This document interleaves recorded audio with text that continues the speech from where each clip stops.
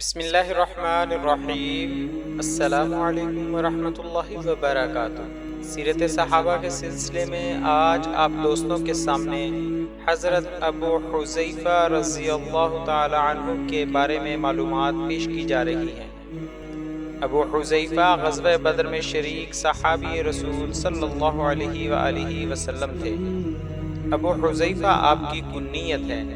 آپ نے دار ارقم میں اسلام قبول کیا، نبی کریم صلی اللہ علیہ وآلہ وسلم کے ساتھ تمام غزوات میں شریک رہے اور عہد صدیقی میں جنگ یمامہ میں شہادت نوش کی۔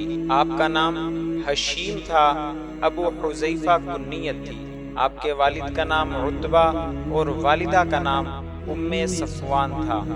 آپ سردار قریش عتبہ بن ربیعہ کے فرزند تھے، جو غزوہ بدر میں قریش کا سپہ سالار تھا اور اسی جنگ میں مارا گیا۔ ابو حذیفہ کے والد عتبہ ان ذی اثر رؤسائے قریش میں سے تھے جنہوں نے اسلام کی مخالفت میں اپنی پوری طاقت صرف کر دی تھی، لیکن خود عتبہ کے لخت جگر ابو حذیفہ نے اسلام قبول کیا۔ حضرت صلی اللہ علیہ وآلہ وسلم اس وقت تک ارقم بن ابی ارقم رضی اللہ عنہ کے مکان میں پناہ گزین نہیں ہوئے تھے۔ حضرت ابو حذیفہ رضی اللہ عنہ سرزمین حبش کی دونوں ہجرتوں میں شریک تھے۔ ان کی بیوی سہلہ بنت سہیل رضی اللہ عنہ بھی رفیق سفر تھیں۔ چنانچہ محمد بن ابی حذیفہ رضی اللہ عنہ حبش ہی میں پیدا ہوئے تھے۔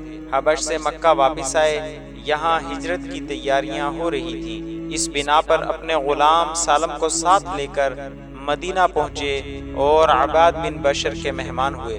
حضرت صلی اللہ علیہ وآلہ وسلم نے ان دونوں میں باہم مواخات کرا دی۔ عہد نبی صلی اللہ علیہ وآلہ وسلم کے تمام اہم مشہور معرکوں میں جوش اور پامردی کے ساتھ سرگرم کارزار رہے۔ خصوصاً غزوہ بدر میں کیسا عبرت انگیز منظر تھا، جبکہ ایک طرف ان کے والد اور دوسری طرف یہ جوہر جوش شجاعت دکھا رہے تھے۔ انہوں نے اپنے والد کو مقابلہ کے لیے للکارا۔ ان کا والد مقتول ہوا تو ابو حذیفہ کا چہرہ نہایت اداس دیکھ کر رسول اللہ صلی اللہ علیہ وآلہ وسلم نے پوچھا، ابو حذیفہ، شاید تم کو اپنے باپ کا کچھ افسوس ہے؟ عرض کیا، خدا کی قسم نہیں، مجھے اس کے مقتول ہونے کا صدمہ نہیں ہے، لیکن میرا خیال تھا کہ وہ ایک ذی عقل صاحب رائے شخص تھا، اس بنا پر امید تھی کہ وہ دولت ایمان سے فائدہ اٹھائے گا، لیکن جب کہ حضور صلی اللہ علیہ وآلہ وسلم نے حالت کفر پر اس کے مرنے کا یقین دلایا تھا تو مجھے اپنی غلط توقع پر افسوس ہوا۔